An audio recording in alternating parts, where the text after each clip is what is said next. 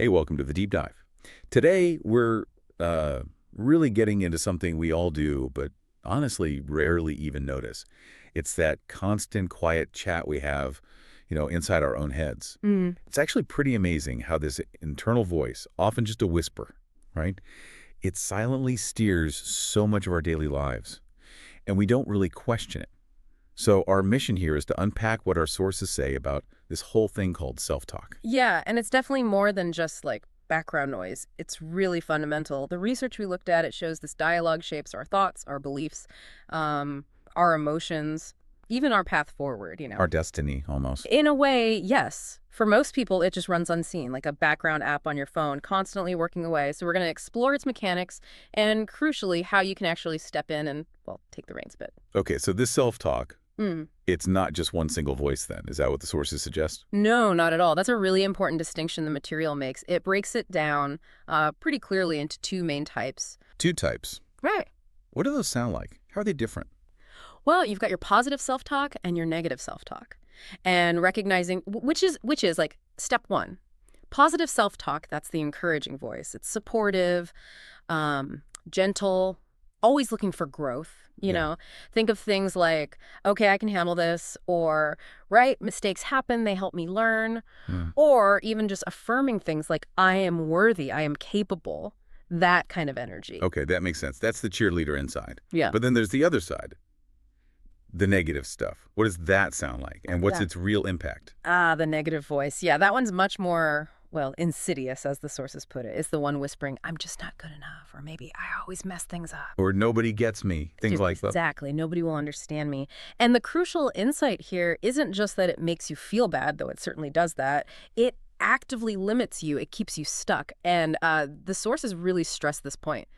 It often lies to you. It lies. Wow. Yeah. So the impact is huge because while the positive stuff lifts you up, builds resilience, feeds your potential, the negative voice, it actively works against all that. It's like a constant drain. That's the really tricky part then. If it's so limiting and it's often feeding us lies, Mm-hmm. where does this voice even come from? Like, is it really us talking?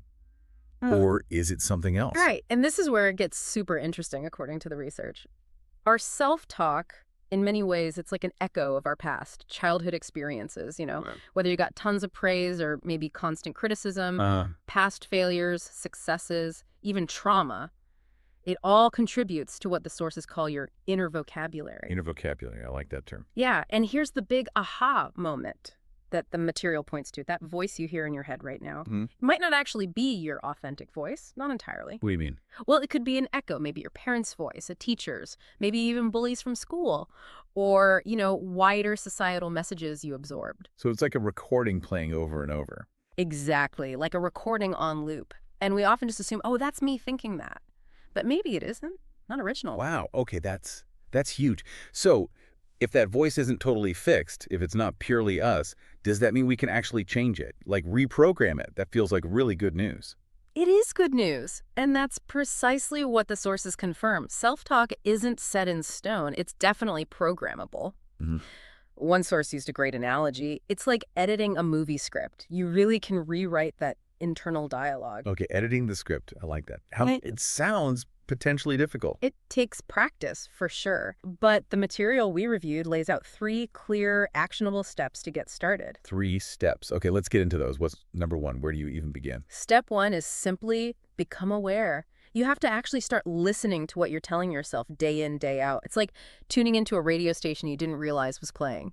Right, just noticing it. Exactly. Catch that inner critic when it pops up. And crucially, don't just accept what it says. Start to question its assumptions. The sources say just noticing the negative thought without judging yourself for having it is a really powerful first move. Okay, awareness first, catch it in the act, makes sense. Yeah. But then what? What's the active part when that negative loop starts playing? Okay, so that leads directly to step 2, challenge and replace. When you notice a negative thought, like, say you catch yourself thinking, "Ugh, I can't do this," you actively challenge it. Challenge it how?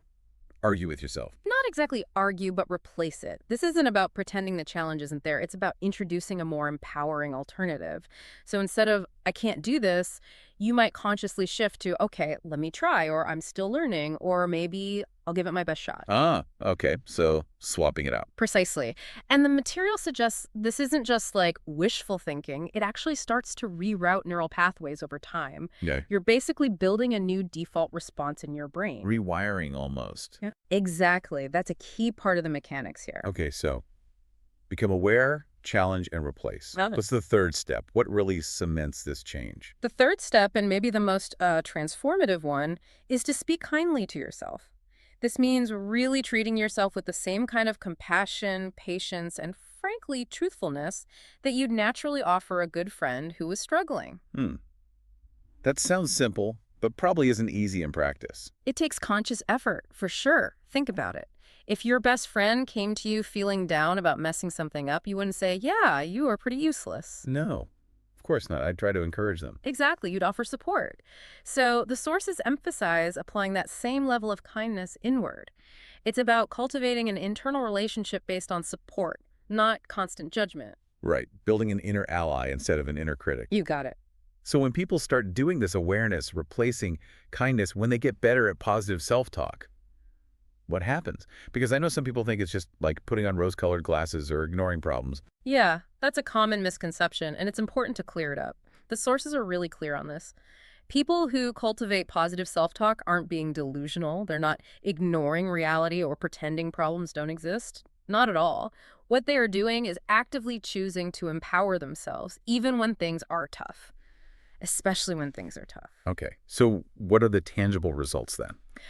The outcomes are pretty striking, actually. The research shows individuals with a more positive inner voice tend to bounce back faster from setbacks. They show more resilience. Okay. They also tend to perform better across different areas, work, relationships, personal goals. There's a noticeable difference. And maybe most importantly, they report feeling more connected, more grounded, just more alive, really. So the inner voice goes from critic to coach. Exactly. From critic to coach. That's a perfect way to put it. It becomes your most dedicated and effective supporter. So, for everyone listening, what does this all boil down to? It's worth asking yourself, right? What is your inner voice saying right now? Are you mostly harsh with yourself? Uh. Critical? Or are you managing to hold yourself with some kindness, encouraging yourself along? And here's a really powerful thought to leave you with. This comes straight from the material we reviewed. Your mind listens to everything you say to it. So Yeah. feed it wisely. Because in that quiet space of your own thoughts, you're either planting seeds of strength or you're planting roots of doubt. Strength or doubt? That's a stark choice. It is. So choose strength. Speak with love. Let your self-talk become your soul's most loyal ally. Really, just try to speak to yourself like someone you love.